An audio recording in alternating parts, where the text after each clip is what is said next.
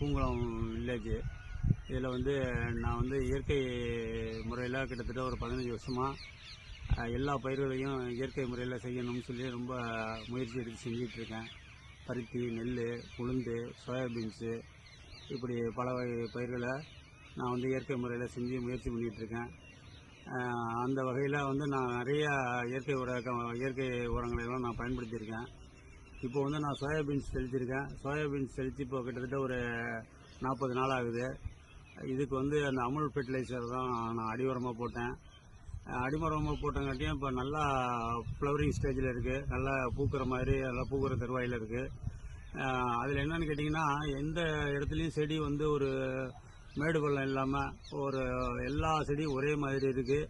எல்லாமே பூக்கிற தருவாயில் இருக்கிறதுனால நல்லா இருக்குது. இதில் வந்து இப்போ கிட்டத்தட்ட ஒரு வாரமாக எங்கள் ஊரில் மழை. இந்த மழையில் வந்து நான் கெமிக்கல் உரத்தை யூஸ் பண்ணியிருந்தேனாக்கா இந்த சோயாபீன்ஸ் எல்லாமே சுத்தமாக அழுகி போயிருக்கும். இந்த இயற்கை உரத்தை பயன்படுத்தினதுனால எந்த செடிக்கும் எந்த பாதிப்பும் இல்லை. எல்லாமே நல்லா பூத்து ஒரு நல்ல ஒரு growth நல்லா இருக்குது. செடியெல்லாம் நல்லா தடிமனாக நல்லா இதாக இருக்குது. அதே மாதிரி நான் மகசூலும் நல்லா இருக்கும்னு எதிர்பார்க்குறேன்.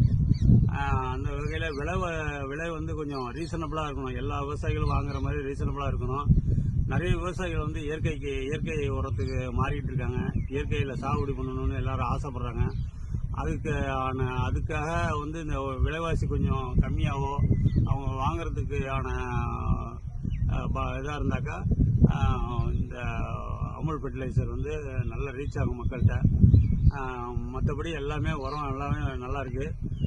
அந்த வகையில் நான் வந்து அமுலுக்கு வந்து நல்ல ஒரு கேரண்டி கொடுப்பேன்.